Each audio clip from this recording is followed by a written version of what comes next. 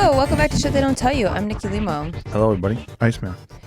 Just Kurt little Kurt. Iceman. Like, Easy. yo, what's up, Iceman? All right, great.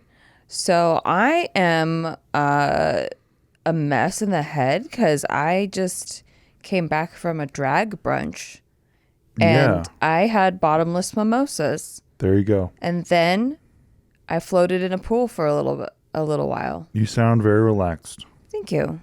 I appreciate it. I'm just saying that, like, maybe if my sentences don't come out all clear and concise and perfect, maybe we hold back judgment a little bit. Or maybe we'll just accuse you of being high. I'm definitely not high, but I definitely had mimosas. Definitely had a different substance. Anyway, we thought we would answer some more of your beautiful questions that you have emailed to us. And if you happen to have a question about anything really, for real. you can email to podcast@nikki.limo. That's podcast@nikki.limo. You can ask us about anything because this part of our show is called Ask Us Anything. We created that. But we are not professionals in any category. So this is for entertainment value only. Damn right. So I'm going to go through the questions that have been submitted thus far. Also, if you are part of our Patreon, patreon.com/sticky, STIKKI, we do bonus episodes. We do a live stream every month. We have one actually tomorrow that's going to happen. We make drinks, we play games, all kinds of stuff. There's a lot going on over there. There's a great Discord community. But if you are part of our Patreon, you also get your question answered first. And there is, in fact, a question from a Patreon member. Let's go. This is someone that wants to be anonymous, and the title is Relationship Question. Okay. Hey guys, I'm a member of Patreon and I am having relationship problems. I wanted your guys' advice. She's 20 and I'm 19. We are long distance. Please keep me anonymous. You got it. Done. We've been together for 2 years now, and I've not been happy with our sex lives for almost a year. Wow. Context. When we first started dating, she used to grab me and initiate all the time for some months. She stopped, but she said it was due to school and stress. Then summer comes around, and we're both pretty stress-free, and we have some drinks, and she calls a TikToker hot in front of me. Why is he so hot? She told me that I'm the only one she's attracted to until this point. I tell her the next day as she asks why I'm acting standoffish. She apologizes and initiates pity sex, I'm assuming. From that point, I got more insecure than I already was and decided to quote-unquote test her in June 2021. I would not initiate each time. I would visit her for like 1 to 2 times a month. I wanted to see if she ever showed any sexual attraction by initiating things. I ended up telling her that I tested her because she didn't initiate it, and it was October. The first 2 months, I failed and my test and initiated maybe twice, and we had sex. Oh, so he was trying not to initiate to test her, but then he failed because he wanted sex, and they had sex when he initiated twice. The next 2 months, I did abstain, and she doesn't seem to ever want to have sex with me, even though we are long distance and the times we do see each other are limited and special. We don't have sex for these 2 months. She would give me compliments here and there, but she wouldn't actually do anything about it like she used to. I told her I tested her, and she told me that she doesn't initiate because she's shy each time we see each other after a month break. She said that she'd most likely be more down for sex if we hung out for longer periods of time so she could get comfortable. She also brings up it's because of her sexual trauma in the past, which did happen with her exes. She said she just needs patience. I've probably seen her 4 times over a week since then. She doesn't initiate one time to date, and it's May 2022. Throughout this, I told her I don't feel sexually wanted. I feel like an old couple or just friends since we don't have sex. We only have sex when I initiate. She only says yes maybe 25 to 40% of the time. It's made me feel like shit. I don't know how much more patient I can be, to be honest. I feel like I've given her plenty of time, but it seems clear to me that she does love me. However, she's not sexually attracted to me or has lost sexual attraction to me. Am I ready for a breakup? I love her, but I just don't see her quote-unquote change and us being sexually compatible. I am a horny guy and would like to have sex daily. She said she's more of a once-a-week person and her limit is 3 to 4 times per week. However, we've been together in person for a month and we've had sex only twice on my initiating. One of them, which I begged for, which I am embarrassed and guilty about. I'm also down to have her text her side of the story to you guys because I'm all over the place and probably didn't get her side through. I promise you that every part of our relationship is perfect besides the sex for me. It's not just that sex is good, but it also causes me to be very insecure / unwanted and lowers our intimacy. I'm so mindfucked and do not want to let her go. Please help. Thank you, Steve and Nikki. Bro, once a day? He's 19. I know, but holy Jesus 19. Christ, bud. What kind of calories are you sinking over there? Yo, the hormones are high when... Whoa. You think I'm high? The hormones are high. Yeah, true. Over there in 19-year-old male species. So, bro, you want to have sex like like once every 24 hours, and she's like, yo, maybe a couple times a week. She's like once a week, but maybe 3 or 4 times a week. And then you're sitting here going like, I don't feel wanted. No, I don't think it's that's that. what it is. But let me just say what I think it is. Okay. That was my bit part. But what I think it is that he just doesn't feel wanted because he wants it so much more than she does. Absolutely. That makes anyone not feel wanted. Right. I've been on both sides of that coin. One where I'm the person where I don't want it, and then one where I'm the person that I want it and they never want it. Right. And both sides suck. It sucks to be on. It definitely feels worse being the one that doesn't feel wanted. Yes. But I believe that sex is very important if you're gonna lock down a long-term monogamous relationship where like if you're gonna like get married to somebody and you like pledge for forever. Sex is like pretty important. I mean, if it's important to one, it should be important to both. Yes. So you do have to find somebody that believes that too, or that's, you're sexually compatible with. And there's a difference between compatibility and chemistry. And you might have a lot of compatibility with this person where you feel comfortable, you feel like the other parts of the relationship are good, but you don't have chemistry, clearly. Because if you did, you would have a thriving That's sex very life. true. I didn't think of that. Yeah. That's very true. There is a sexual chemistry that needs to be there. It just has. I mean, it sucks that it has to. It also depends on like what you value in a relationship. Like some people view relationships as businesses. Like, that's true. And so if you're just like fine with like having a business relationship where you don't have sex, or maybe like you agree to have sex with other people outside the relationship or whatever, I don't know. No judgment. But for me, I think that there should be quite a balance there of sexual chemistry and feeling loved. Absolutely. I mean, how would you, this is a toughie because like everything else is great, but yeah, I guess it's just one of those things where it's like, it sounds like everything sounds great to you, but there's something that you really need and it's not being met. How is it great if like, your love language is physical touch, clearly, and you're not ever receiving that, so therefore you're not ever receiving love because that's how you receive love. Right. And I'm not even putting this on her because she could have any number of reasons. She could be like, yeah, I so love him, but you're speaking foreign languages, and so it's an incompatibility. It's exactly like you're just not gonna work out long term if the way that this person feels love is by having sex, and maybe she doesn't receive love that way, so she's not giving love that way. Yep. And it sucks because there could be love in a relationship and also it could not work and you need to break up. So there it is. That's my opinion. I say break up. Mark, you can hit that button from my side. Are you hitting the button? Has everything been done? I guess is my question. Like, have they really like, it sounds like he's just trying to confront this thing, and like he still wants us to hear from her even. So maybe it's not the whole picture is on my only question, but I would agree if it's incompatible like that, then yeah, absolutely. Like she says she's shy, but then like they've been like he was there for a month and she didn't even do anything. Yeah. And then she said she has some sexual trauma, which I'm not even taking away from, but then I think she needs to be with someone whose love language isn't physical touch. True. That's good. I mean? Yeah, that's good. Because there are people out there that don't need sex all the time. Like they don't feel one way or another. They don't feel loved or unloved by not having a high amount of sex. Yeah. And that's fair.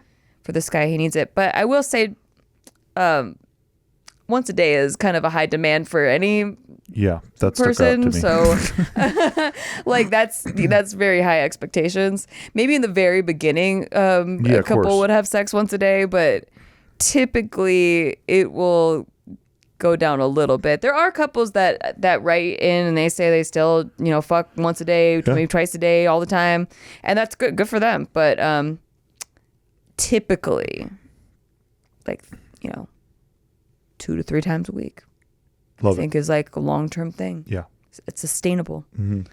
But yeah, those hormones at 19, man.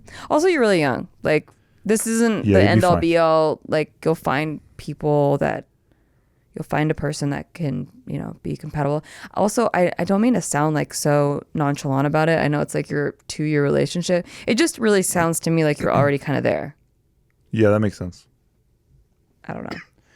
There you go. Savage Nikki tonight. There it is. Is that savage? No, I just, you're, because you were mimosaing all day, you have a very interesting tone about the way that you just sliced and diced that relationship, and I admire it. Okay, this one's called ADHD problems, ? Hi guys, y'all know you're the shiz. Been a fan of Nikki since 2012 when she was on Tipsy Bartender, and Steve since like 2016ish when you started doing JK News. I suck at talking, so let's see if I can articulate my situation for the advice I'm looking for. First of all, thank you so much. That is a long time. 2012. Wow. I can't even believe that was 10 years ago. Anyway. I'm 27 years old, going on 28 in August, and I kind of feel like a blank slate of a person. I haven't been in a relationship before, and I was in a situationship from like 2015 to 2022, and it's just so stupid to love someone who made it obvious that I was just friends with benefits. I grew up in a tough love home and filled the role of baby girl and also second mom to my younger siblings, who my parents adopted. I know I'm a cool, caring, funny person, but I recently lost my confidence and I've just been hating myself because I never clean my room or I impulse spend all my money and I'm constantly broke even though I have a stable job. Speaking of job, I low-key hate it just because my ADHD just hates the boring job with low social interaction. I guess my question is, how do I build myself up into someone with confidence and purpose/meaning? I constantly forget the good things in my life and look at others' lives and it makes me feel lost and sad because I'm not as accomplished as others my age. I feel at times that my life has been a waste and there's no future for me because it's too late to do anything. I don't know, I'm a whole wreck of a person and I guess that's enough questions for now. LOL. Longtime fan, loves you lots. Kenna. Thanks, Kenna. Thanks, Kenna. It sounds like you have depression. Yes, I also think it's natural to have confusion at this age, like that 26, 27 cusp age. Yeah. Yeah, I know you're turning 28 soon, but still, it's like the time where you're like, wait, I'm almost 30. I should have my shit figured out. Yeah. I should have my life together. I should like be a whole ass adult. And I think that's just not, it hasn't been that way for a while. Like, when we were kids, the adults had all their shit together at 30. They had a whole ass family and careers and stuff. And like, it's just not how the trajectory has been for this generation. No. And so, first of all, stop putting yourself on this imaginary timeline.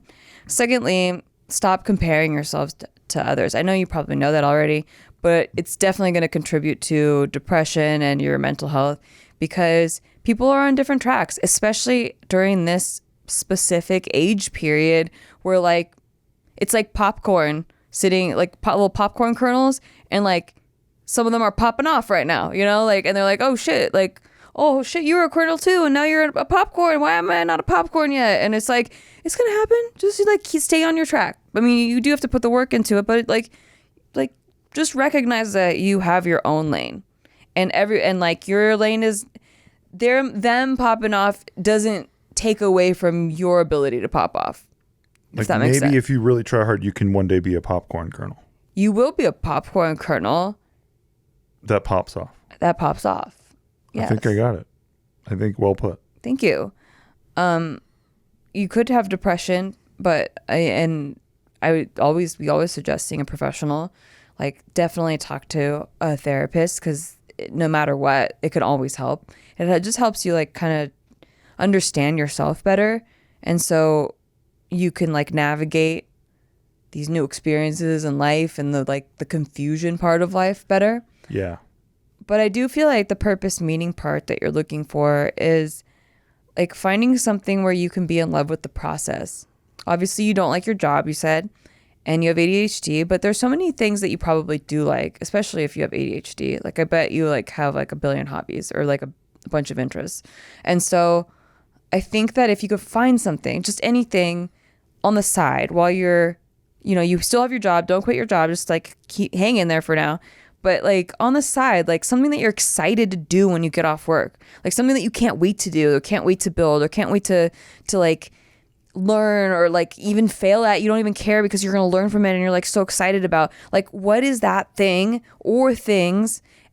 Like, can you find that? And then just like work on building it and work on like, just like finding something where you are in love with the process rather than the result. Like, it's not like, oh, I love doing this because eventually I'm going to be able to do blah, blah, blah, blah. Or eventually like this thing's going to make me $100,000 or whatever. Like, forget about that end thing. Like, don't do it for that thing. Live for the thing that brings you joy while you're doing it. Love that. Did I articulate that? I think well? I agree with 1,000% with that. Yeah. Okay. Yeah. Yeah. I've just come to realize that because this is from being someone who is a very results oriented person in my 20s, all through my 20s, late 20s, maybe even early 30s. But I've realized that like the real part of life, the like part that fills you with purpose and like, oh my God, like this is the rich part of life, is that part where like you're just doing shit because you love it. Like with no attachment to the outcome. Yes. Like zero attachment just because you fucking love it. And then usually good things happen from that. Like abundance and stuff flows from that.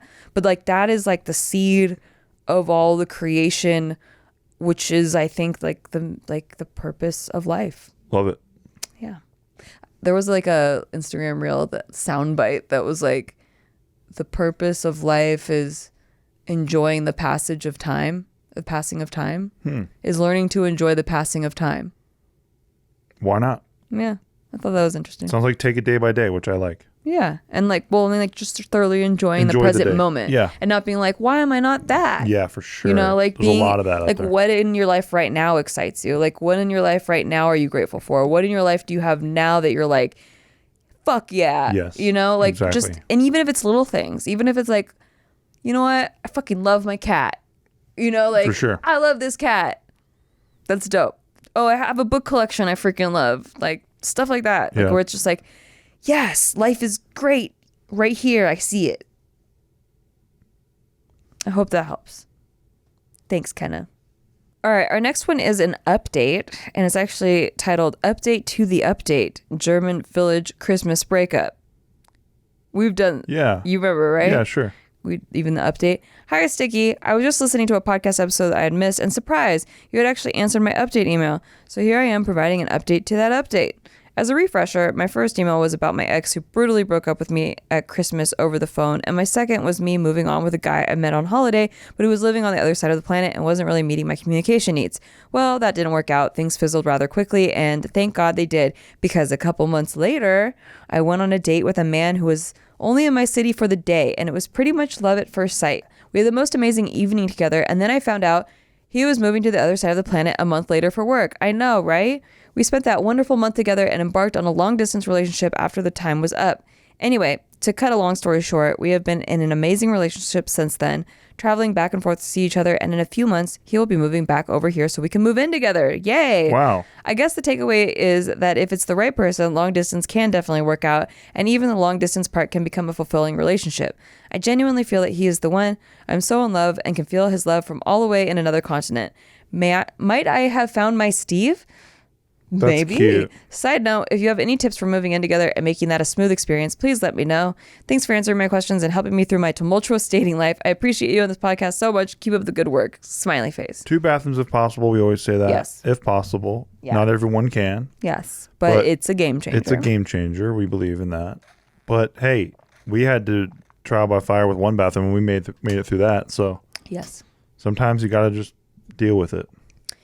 Don't fart or poop in front of each other. That's big, man. Look, I'm telling you, if I could just give one piece of advice to any couple, that would be it. Yeah. You want to make it last? Stop farting and pooping in front of each other. Yeah, for sure. Other moving in things. You're gonna like find out all the like weird habit stuff. Like there might be like things you're just not used to. Like you're used to like running your house a certain way, and then like you have to kind of adjust and kind of find a middle ground for both of you. But yeah, other than that, you should be gravy. Yeah, I would say, oh man. I mean, it sounds like you're already good. I don't think you really have to worry about anything. Don't stress out about it. I don't want to put anything in your head like, I got to do this. Yeah. Just, I mean, if he agrees that like you should probably decorate the place or whatever you're into, or he likes to decorate or whatever that is, like just get that out in the beginning. Like, yo. Split up. Yeah. The chores and stuff. Oh, that too. Yeah. Like just very clearly define like who's in charge of what. Yeah. And if you need help with something or he needs help with something, try to be receptive to that. Like try to prioritize them. Yeah, for sure. And that feels good. Yeah, but I'm happy for you. I'm so glad that you found the person. It came out the other side there. Yeah, I hope I don't get an update to the update to the update that's like, oh no. Turns out. No, we won't. We won't get that. We won't get that. We're not putting that out there. Nope. But good luck with everything. I'm so happy for you. Good job. Seriously. Yay. And thanks for listening.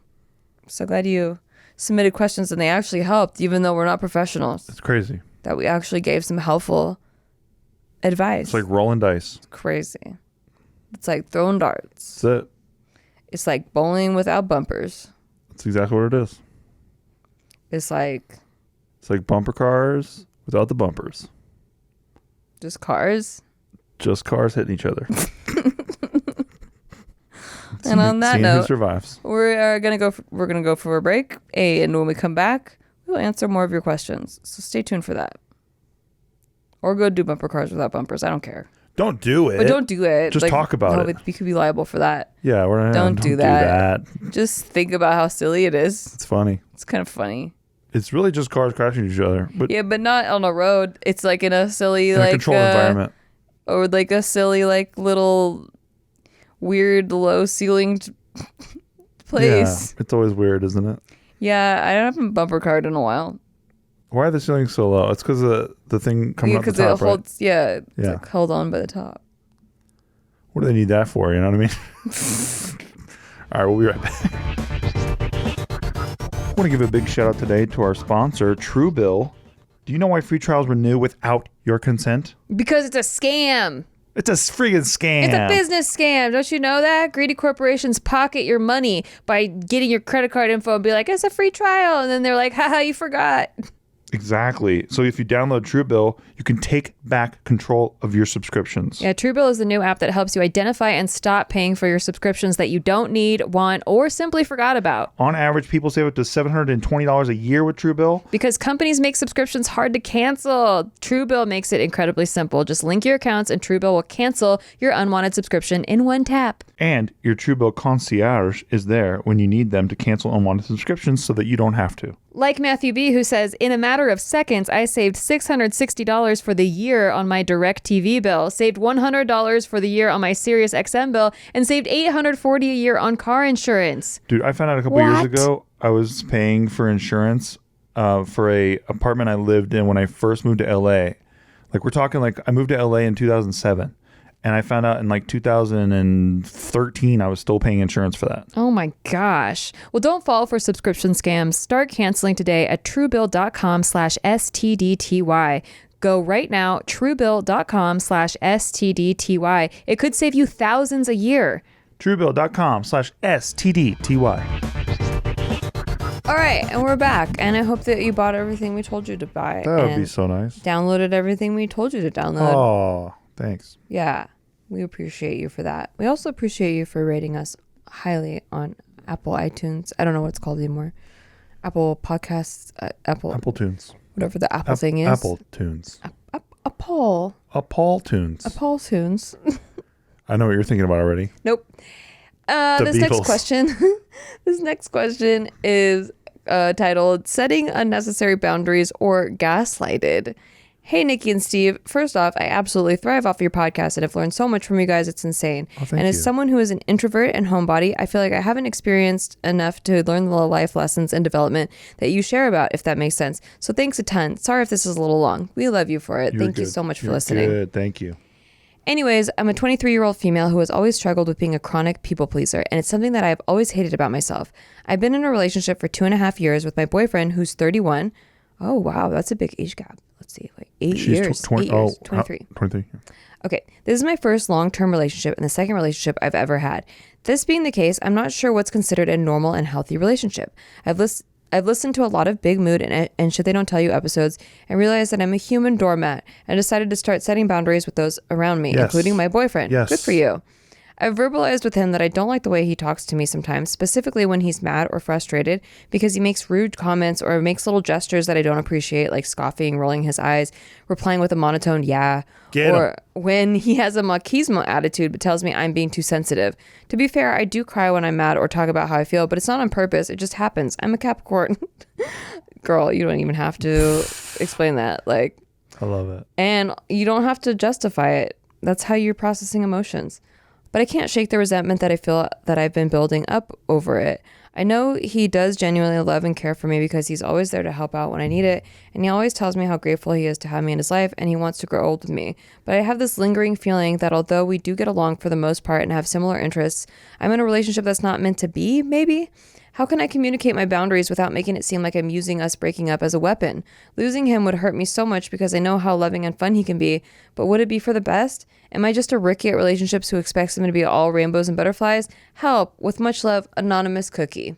I think it's probably an age thing. Thank you, Anonymous Cookie. I think it's an age thing.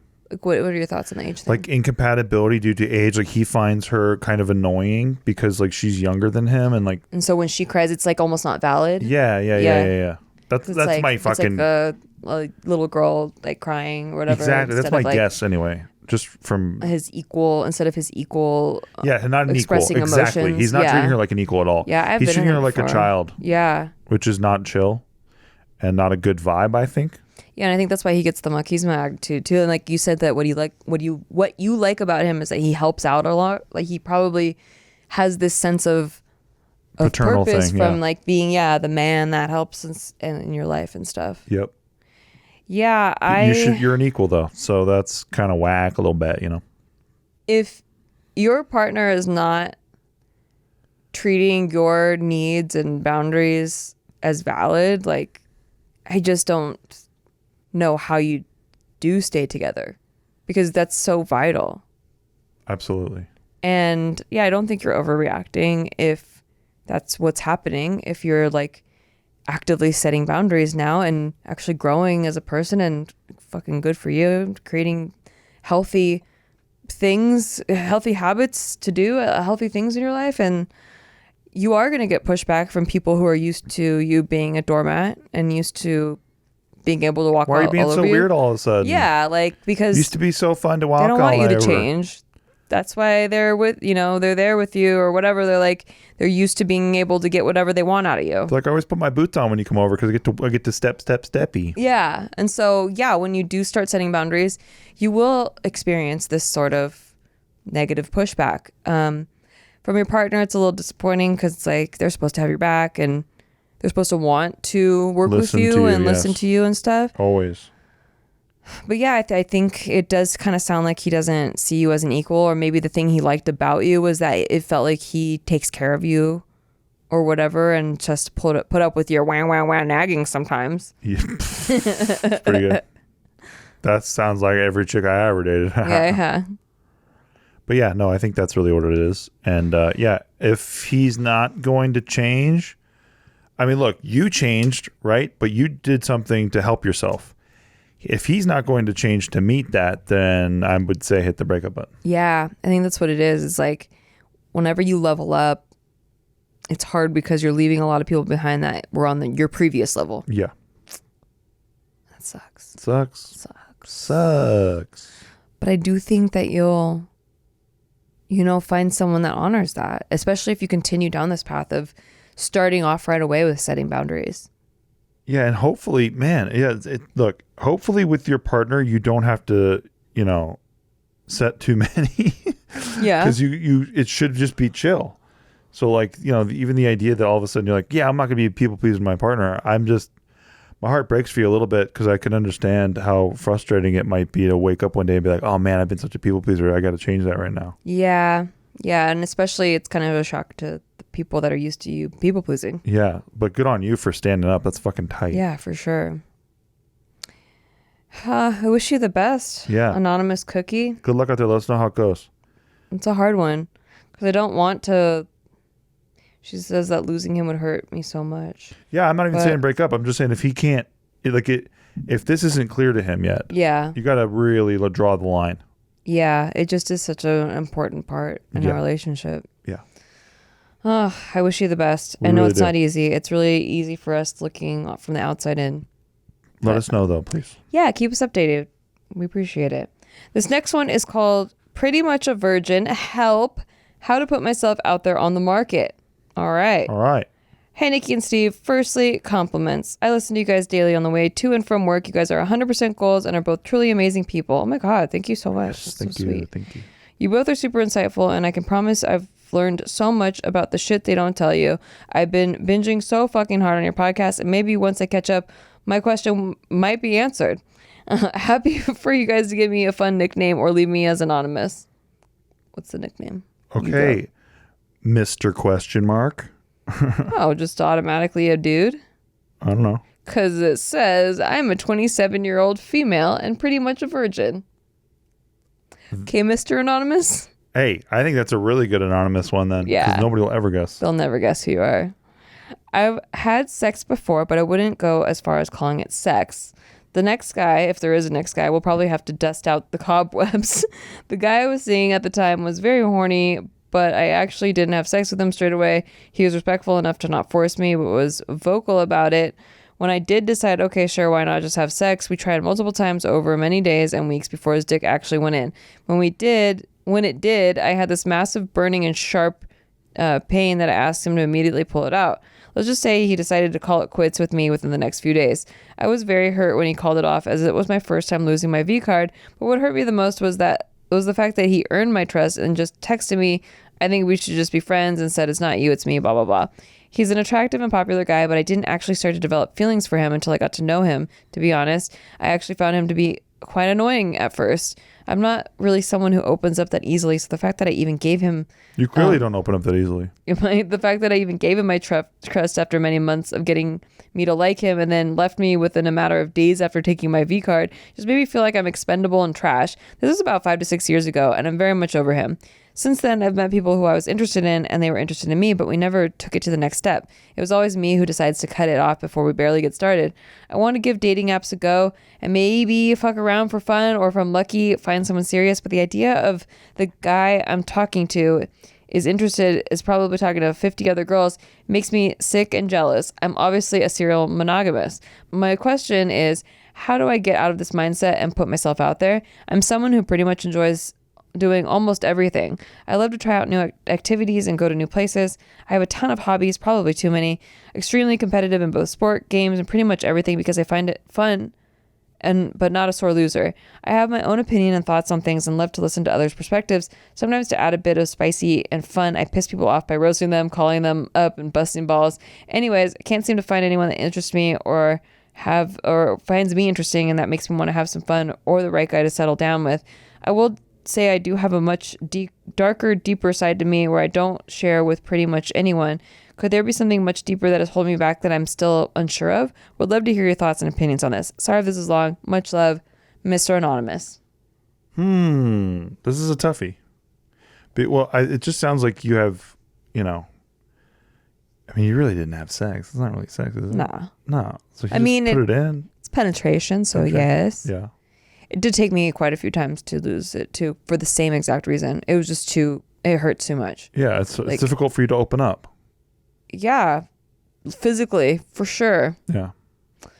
The only way it even did happen was that like he started making jokes to like we just decided like, oh, it's not gonna happen, so we're just like pretending, or we're having pretend sex, and then it just like relaxed me enough to. Oh, thanks. It's like I'm in the room for your first time. Yeah. Thank you. That's what I really wanted to hear right now. I was trying to help her. So I'm sorry if that. Mark, can you cut it? I'm sorry if that makes cut the you. audio to my headphones, please. Thank you, Mark. You're welcome. Yeah, I don't know. This is tough because I've never been in this position before. What? Like where it's like, I guess it's like intimacy issues, or it's like. No. Or no? Yeah. I wouldn't say that. Okay. I would say that it's. Trust, maybe. No, just having the lack of experience. Lack of experience, yeah. I think. Okay. Like your one experience, like, so for me, it took multiple times. It was like hard to do. But it was also with my boyfriend who I'd been together with for over a year. Right. So like I didn't have to worry about like him like bailing on you. Bailing on me. Like sure. that would just never happen. And if it did, that would be like shocking. Yeah. Right. And so like she had a really traumatic experience of like, not only did she like finally decide to give it up and it finally went in, but then the guy just like gave up on her. I was like, nah, never mind. Yeah, Bye. it's pretty crazy. So now, of course, you're going to be scared that the next person that you actually develop feelings for, it's like, okay, but when they come to have sex, which like it's probably going to happen pretty soon after we start dating because that's what adults do. Like they're going to find out I can't do it and then they're going to leave me. It's like, that's your only experience with it. Right. So yeah, I mean, I guess in a sense it does cause intimacy issues because you haven't been intimate with anybody because you're blocking it. And she even says that she's like, she's the one to cut it off before it even goes anywhere. That's what I think. Yeah, but like you know that about yourself already. Like you're really self-aware. I definitely think you should see a therapist because I'm not an expert on like trauma or like, you know, things like that. And I'm sure that they can give you some tools to help yourself with. But yeah, I think that you definitely need to get out of your box a little bit. No pun intended. Man, we got a lot of bits in this one. And like give people a chance. Give people like a chance to just get to know you better. And you don't have to like think about it as like, oh, well, they're going to want sex like after 3 dates, so I have to cut it off now. Like, don't think about it like that. Yeah, that's true. You can set your own boundaries and be like, oh, I like to take things slow. Right. You know? Get to know people. I think so. Yeah. Yeah. And it takes you a bit to open up because you haven't done it yet. Well, she kind of did. Well, yeah, but I mean, like, emotionally. Oh. You know? Yeah. Like, all of that stuff that goes along with it. Yeah. Like, it took this guy months of him trying to get her to like him. And then when she finally did, he was like, peace. That guy's kind of tight, though. It's crazy. Yeah, so I think that, like, once you find somebody that, like, allows you to open up at your own pace and that you're able to actually do that, and maybe you have, like, a little bit of a relationship for, I don't know, 6 months to a year, it'll be so much easier. And then even if that relationship doesn't work out, I feel like you'll be able to open up quicker because you understand how it kind of works, like the ebb and flow of things. Like before you get in that first relationship, it's kind of hard to figure out. That's so true. You know? That's so true. It's been so long since then, so we kind of forget about that. You don't know what even the template is. You're like, yeah, what the fuck is all this? Exactly. Yeah, that's very true. So I think that it just comes with experience, but you have to let yourself have that experience by, like, you know, letting trusting people a little bit more. Yeah, letting people in. Yep. Yeah. Not physically right away, but, you know. Eventually. Emotionally. And I wish you the best, Mr. real. Anonymous. Mr. Question Mark. Mr. Question Mark. Our next question is called Beauty Standards. Hey, Nikki and Steve, I love and respect you both so much, and I really value your input on this funk I am in. Medium to long email, but I think it's an interesting discussion. Smiley face. Yay. Okay. I'm a very creative person. I love to draw, paint, make, plus wear nice jewelry and clothes. I love makeup and hairdressing and tattoos, etc. I'm struggling to place myself outside of this capitalist beauty culture, if that makes sense, and I've been questioning the purpose of all this recently. I've been thinking deeply about what makes me happy and how I can live the life I love. I've always wanted an artistic, creative career is my passion. I'm good at it. It all excites me. I love the freedom and lifestyle it brings me, self-employment, and I want to make people feel good. My next venture was going to be to become a beauty therapist, and I was really excited about it on and off. Due to overthinking, I feel like it's not quote unquote useful enough. I just want to make people feel more comfortable and happy in their skin, like how I feel about getting after getting beauty treatments. But part of me hates that beauty standards even exist, and I feel the need to be pretty to live a happy and confident life. I see people saying they dress nice and wear makeup for themselves, but for me that's just not true. It's fun to apply, and sure, there's art to it. Who doesn't like pretty colors and sparkles? But I do this mostly for social approval. I hate that society treats you better based on your genetics and what beauty treatments you can afford to get to supplement that, and it's been seriously depressing me lately. I feel like if I do this for work, I'd be contributing to these beauty standards, and I suddenly feel super guilty about it. But this was my plan, frowny face. A lot of beauty standards are a result of the patriarchy, and I've been seeing lots of TikToks about makeup being anti-feminist, sexual women like Meg Thee Stallion being anti-feminist, surgery being anti-feminist. It's just all driving me nuts. However, a lot of these women still do their hair or wear piercings. Is it not human nature to want to look good? They say they are quote unquote rejecting beauty standards, but I kind of think that's BS. They're still trying to look good or however they feel comfortable. You can reject certain standards, but I don't think I've ever seen someone just be quote unquote ugly and 100% okay with it. And what about trans people who want to express their gender identity? Men have beauty standards too. Are they criticized for wanting to be attractive or getting surgery or going to the barber or going to the gym? I'm just finding it very hard to navigate beauty, especially as a straight woman. I want to look good, be accepted by society, and find love, but I feel like I'm conforming to a cage and caging other women by encouraging this. I hope you see what I'm saying. Now, whenever I do my makeup or hair or wear nice clothes, I'm thinking, who/what am I doing this for? I even feel guilty when I compliment people's appearance. But is it so bad to want social approval? I wish looks didn't matter so much, but in this society they do. And a lot of it is biology anyway. So should I even be feeling guilty for our biology? I even feel like this when I make jewelry or make a nice piece of art. I think, why does someone want this? Why does looking at this make people feel good? What does this bring to their life? I'm not sure if I'm onto something or just mentally ill and self-sabotaging, LOL. I would love to hear both of your relationships with beauty, and I'm not sure if the beauty industry is too overwhelming for me to navigate. I love the visual arts, but maybe I should try writing inspirational poetry or music or something instead. But I don't want to ruin a good thing. Thank you. Love ya. Everything gets exploited. Yeah. You're having an existential crisis. I mean, people like, some people have watches. Some people have watches that cost a lot of money. And some people get those watches because they like to be in rooms with other people, and then those people are all competing with each other about the watches. Some people just like having a watch that looks nice, and it makes them feel good when they put it on. You can't judge everybody just because some people do one thing one way. Yep.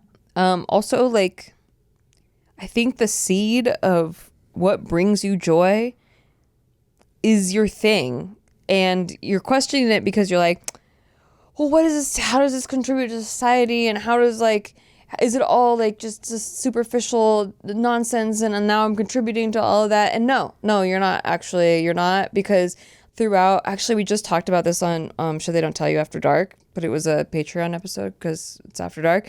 But we talked about how I went through a similar thing where I was like, I've always been in an artistic, creative type of field. And I'm like, yeah, but I'm not really doing something meaningful for society. But then you think about it, and if you look back, art is the one thing in every culture that it reflects the culture and society of that time. And it's the thing that we have to look back on to see how other cultures operated, and how humans kind of evolved, and what things were like. And it's been like that throughout history. And artists, in the past, artists were actually revered as more of a more important to society than they are now, or at least in America. In England, actors are still supported very much so, but here in America, sometimes it's just arts or the artists or whatever. Yeah. Well, unless you made it and you're fucking in Hollywood and you're at the top of the right. pyramid. But you're going through something I think is typical, the tortured artist thing, where it's just what does it all mean? Yeah. And it's it's good to be questioning things, because that's what your values, you're finding your values. Yeah, and having meaning in what you do is always better for a creative person, having something, making something that means something. But I don't think that searching for the light in things, I think, is better than searching for the darkness. Yeah. And I think that for example, you have been decorating our house. Why do that? Why are you falling for standards and all this kind of shit? Well, because it brings you joy. I know that. I know for a fact. And it makes me joy when I walk into a room that's decorated. Exactly. So I just love it. And I love that I did it. And I love that I knew the process of doing it, that I was there the whole time, that I remember what it was like when it was a baby. In my head, it's oh, a blank room, it's like a baby. It's anything that you're starting, it's like a little baby. And then when it's finished, it's a finished piece of work. It's you were there and you nurtured this baby, and look at it now. It's something you could be proud of. And I don't think that it goes as deep to oh, but now I'm helping people be too wrapped up in beauty standards. No, like you're making people feel good. The original intent is there still. And when you help somebody or like, you know, you make, I don't know what you do, like make over somebody maybe, and then they feel better about themselves, you're contributing to joy, and you're actually, I don't know, like the joy comes from creation. And so when you're a creative person and you're creating, you're contributing to creation, you're contributing to joy in the world. Like that's what you're putting in the world. You're not taking from the world. You're not a destructive force, and you're not like putting people in a cage. People naturally gravitate to what makes them feel good. Yeah, absolutely. And I do believe the women, because I am one woman that does do those things for themselves, where you're like, oh, you know, people say they do it for themselves, but I don't do it for myself. Well, maybe you'll get there. I don't know. But because like when I was in my 20s, I definitely was like, oh, I got to look a certain way or whatever, like to fit in or to get the part or to whatever. But now I definitely like most days don't wear makeup, but when I do decide to wear makeup, I'm like, hey, I really like putting on makeup. Like, it was really fun. It's just a fun you get excited process. about it. Yeah. And then I get to go somewhere and I feel like a different person, or like a more enhanced version of myself. And it's not like I need that makeup to like be this enhanced version, but it makes me feel good. So who cares? And I don't give a shit if that guy thinks I look good, or if that girl thinks I did my makeup like shit. I feel good about it. And I don't need it to feel good, but it does feel good. It's like when you get new clothes and you get to wear your new outfit tomorrow, and it's like kind of fun. Yeah. It's like just because it's like when I have a cup of coffee in the morning. I fucking love my cup of coffee in the morning. Exactly. Do I need a cup of coffee? Well, now I probably do because I'm kind of addicted, but you know, do I technically need it? No. Am I contributing to addiction by having coffee? Maybe you can make that argument, but I don't feel that way. I think that life is just really short, and you should enjoy like what brings you joy. Like that really is the guidepost to what you should be doing in life. Like I'll tell you what cages people. People aren't meant to be caged into like some job that they hate, that's monotonous and doesn't bring them joy. People are meant to like follow the joy. Absolutely. They really are. And I'm not telling everyone to quit their job and like, you know, that's what they're assuming. Go broke and whatever. Like I'm saying like you can find that while you're still at your job if you don't like your job, and then eventually like maybe it leads somewhere, but it really has to start with that. Like that, I really believe that every person has this internal little guidepost, this like, I guess you could call it intuition or your gut or whatever. And it tells you every day, it's like sending little signals of like, hey, this thing makes you happy. This thing makes you happy. And most of us ignore it. And if you get really good at not ignoring it, if you get really good at listening to it, I feel like those people are the ones who you look at and you're like, wow, they really found their thing. Yeah. Like, do you know how they found it? It's because they just continue to listen to it. And I think that people get conditioned to ignore it. I love that. Also, sometimes you got to live inside your own body. It sounds like you're trying to live for everybody else, and you just gotta, in my opinion, you just gotta live for you a little bit. Yeah, and I do think that sometimes TikTok, if you watch too much of that, if you're scrolling too much of it and you're sucked in, it's the same thing with like the news or absolutely. Any media, really. Any of it. Like everyone's trying to evoke an emotional response to you. Like that's the things that do the best, things that are getting the most eyeballs, whether it's the news, whether it's a TikTok, whether it's creating an emotional response. Drama. And so if people are like, yo, makeup is anti-feminist, it's like that's the thing that's fueling their emotions. Maybe they're really passionate about it. Maybe they believe it. I'm not taking away from it, but I disagree. I don't know. Like I'm allowed to disagree. Well, not on their TikTok. I'm not going to get emotionally into it. Like I get to decide how I emotionally react. No one gets to decide how I emotionally react to something. Guys wear makeup. Is that anti-feminist? So that's what she's kind of struggling with is like guys is going to the gym to like get better muscles. Like, dude, if you're not doing it solely for health reasons. Can you imagine sitting there though and trying to figure out if everything you're doing lines up with whatever the hell? Like I just think that's madness. I think that you will drive yourself crazy. Absolutely. I think if you are doing something that brings you joy internally from the process of doing it, that doesn't impede on anyone else's happiness, you're fine. You're so fine. You're good. You're already good. You're good. So I really, really hope that you soak that in and like understand that, because I get it. I get how you could like, you just want to do the right thing. You're like, and you're but stuck. she's having an existential crisis a little bit. And like, also just don't forget, please don't forget. And everybody could use this advice, everybody, me included. Please put a little extra dollop of I won't take myself too seriously in your coffee or whatever you drink in the morning. Like a little extra dollop of that, I think will help a lot of people. Yes. Yeah. So I hope you take that, and I hope that you run with it, and I hope that you just continue to create and do the things that bring you joy, and maybe one day like you'll realize you're not doing it for society. Maybe like you'll very, very much be in tune with what brings you joy alone in a bubble, basically. Yes. And that's the thing. Like I know dudes who get joy from fucking sneaker culture, and I'm like, I'll never get this shit, but good for you, dude. And also, I guess when I think about it, like when I do the makeup, I do like going out and getting like, it makes me feel good to be around society with the makeup on. Yes. Like it's not just me at home in a bubble. True. It's like, I probably wouldn't put makeup on if I was in a bubble, but that's part of it. And it doesn't even matter what the actual reaction is. It's just me being out in public with it. I don't care what anyone else thinks about it. I feel good about it. Exactly. Yeah.